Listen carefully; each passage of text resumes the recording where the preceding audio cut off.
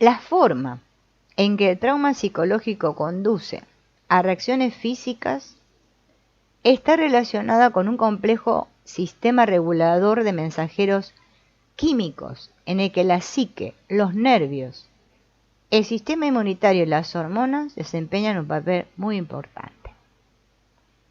Sin embargo, al principio siempre hay una reacción de estrés.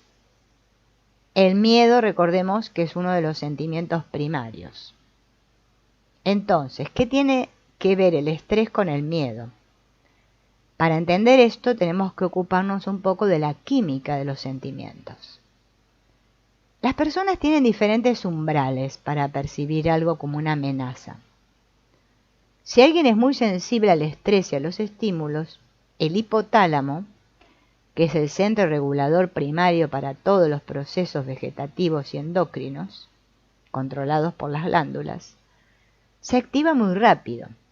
El hipotálamo controla la respiración, la circulación, la temperatura corporal, el comportamiento sexual, así como la ingesta de líquidos y alimentos. Como resultado, la amígdala, que es el centro del miedo en el cerebro, y el hipocampo, producen una sustancia llamada factor liberador de corticotropina, FLC, un péptido o molécula de proteína.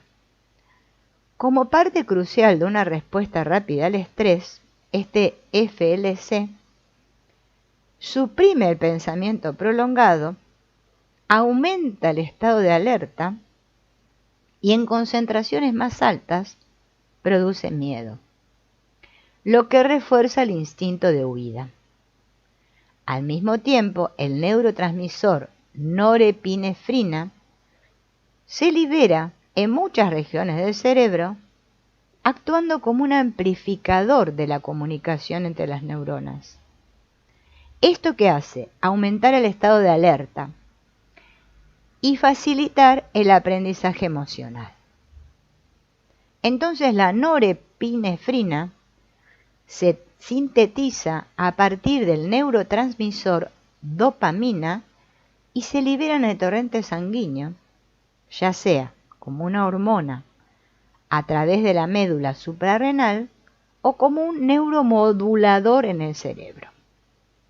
Esto ocurre siempre que el cerebro registra algo nuevo, sin importar que sea un estímulo positivo o negativo.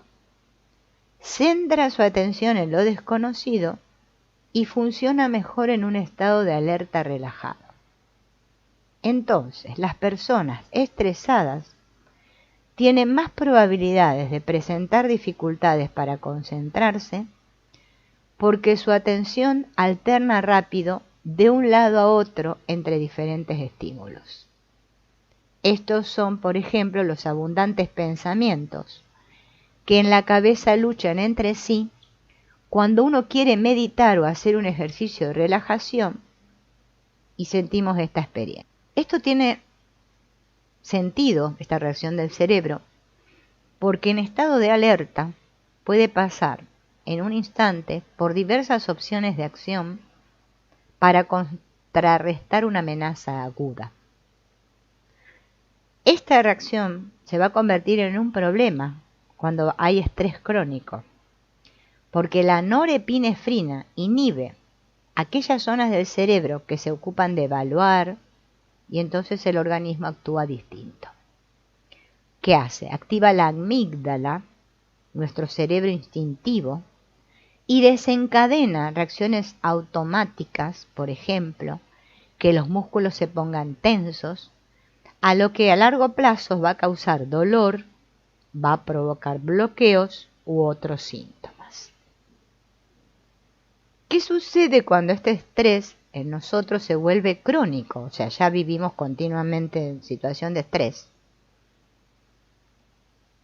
Hay una segunda respuesta, más lenta, que entra en juego, que es el famoso eje hipotalámico hipofisiario suprarrenal, llamado eje HHS.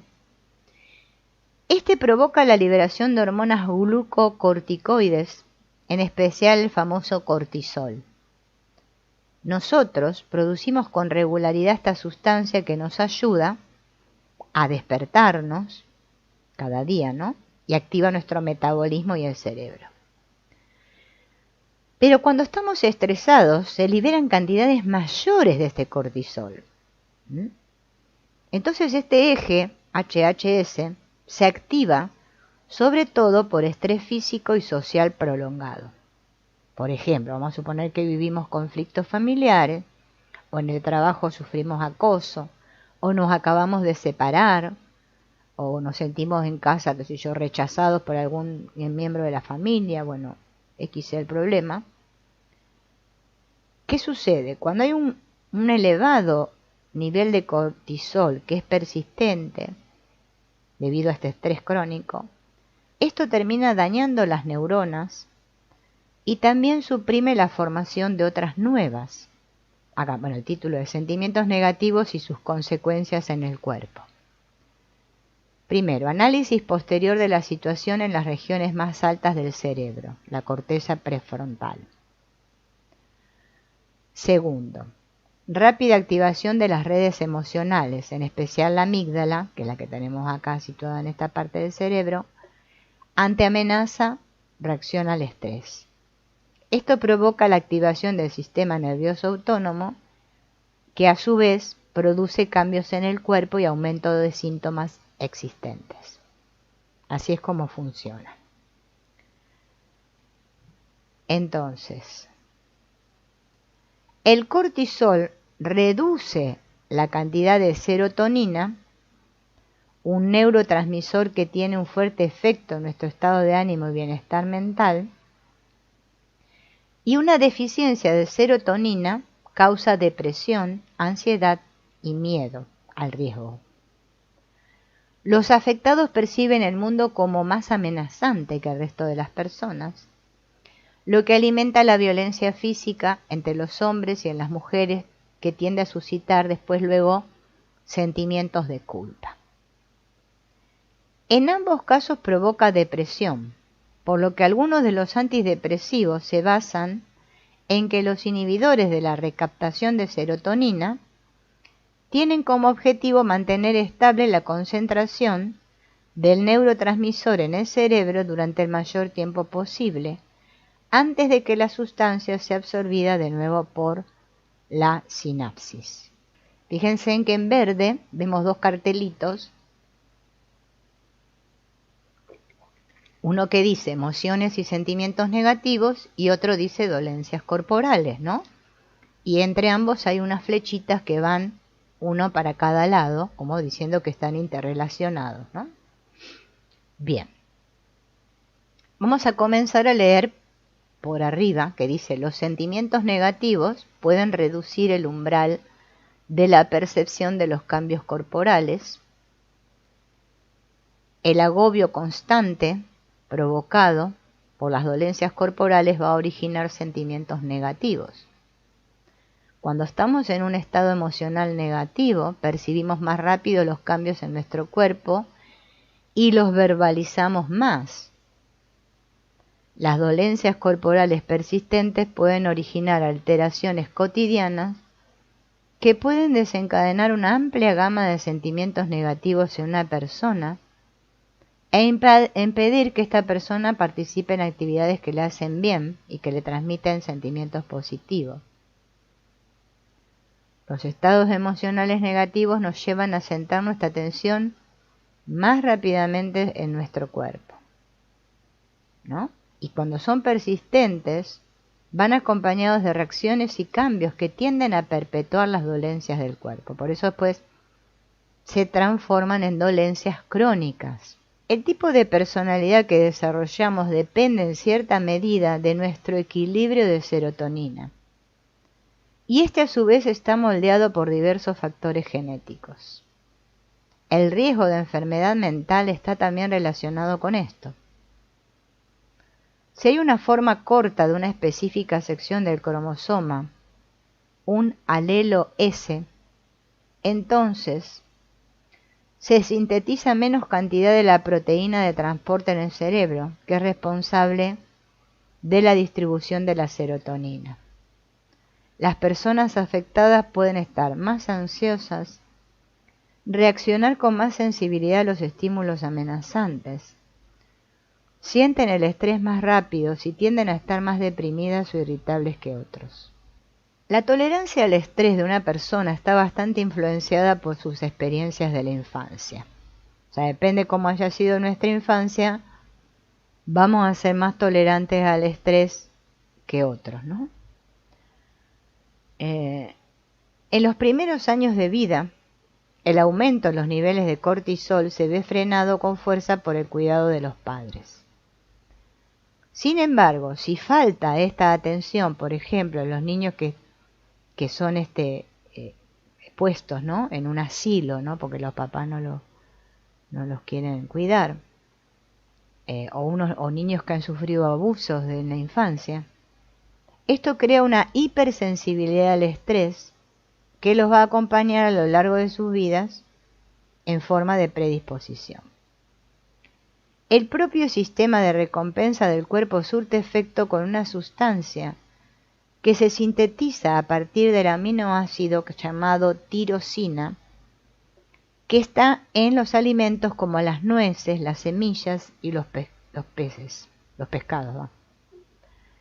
Se llama dopamina y prepara al organismo para la satisfacción, lo que fortalece la motivación para actuar.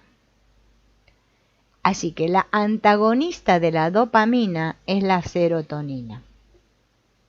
En caso de que su nivel sea alto, la actividad tenderá a hacerse más lenta, porque la serotonina amortigua y calma la voluntad de actuar, llegando esto hasta la inmovilidad, lo que en el reino animal se conoce como tanatosis, o el fingir que se está muerto. Un neurotransmisor fundamental, recordemos que también es la oxitocina, que cumple muchas funciones. Esta hormona es muy importante en el proceso del parto y en la secreción de leche, pero también tiene efectos psicológicos. ¿Dónde se forma la oxitocina? En el hipotálamo. Y desde ahí entra en la sangre a través de la glándula pituitaria. Al mismo tiempo llega a zonas más grandes del cerebro a través del líquido cefalorraquídeo, lo que aumenta y quizá prolonga su efecto. Favorece la liberación de serotonina e inhibe la hormona del estrés, el cortisol. Esto es posible que tenga la función de prevenir el rechazo del recién nacido, porque es la hormona del vínculo afectivo. O sea, la oxitocina mejora el cuidado de los padres, pues el nivel en la sangre de los padres y del niño se incrementa de manera significativa. El nivel de oxitocina depende, entre otras cosas, de cuánto tiempo la madre tiene contacto visual con su hijo, o del tiempo que el padre pasa con el niño. Cualquier forma de consuelo también aumenta los niveles de oxitocina. Por ejemplo, el acariciar reduce la liberación de las hormonas del estrés. La oxitocina también está disponible como un aerosol nasal, pero no hay que usarlo, dice acá el autor, sin consultar al médico, ¿no? Porque no hace que todo el mundo salga a comprar oxitocina. Demuestran los estudios, ¿no?, que administrada como un fármaco, la oxitocina mitiga la disposición de pelea en adultos y promueve la comunicación positiva. El instinto de lucha y huida se reduce, mientras que el sistema nervioso parasimpático, protector y calmante se fortalece.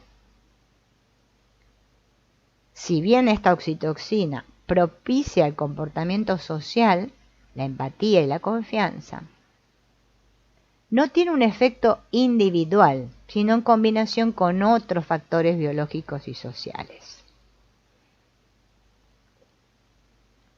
Cada uno de los neurotransmisores nunca desempeña solo una función, pues dependiendo de las acciones de sus compañeros de juego, puede incluso desarrollar efectos contrarios.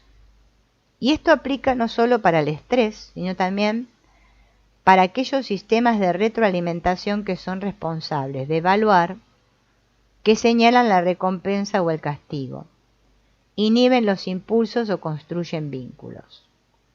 Por lo tanto, nuestro cuerpo tiene una variedad de mecanismos reguladores cuyo objetivo es poder reaccionar al mundo exterior y después volver a encontrar el equilibrio.